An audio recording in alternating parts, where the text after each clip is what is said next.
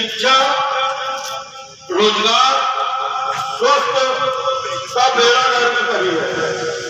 आज जिस तरीके से बच्चों का भविष्य को अंधकार में डाल के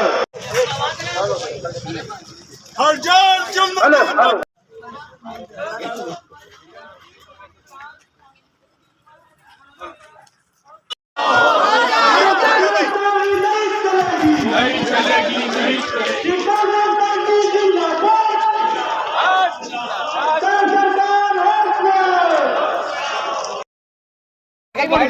सबका फोटो आ जाएगा। डीओ मैडम होश में रहो।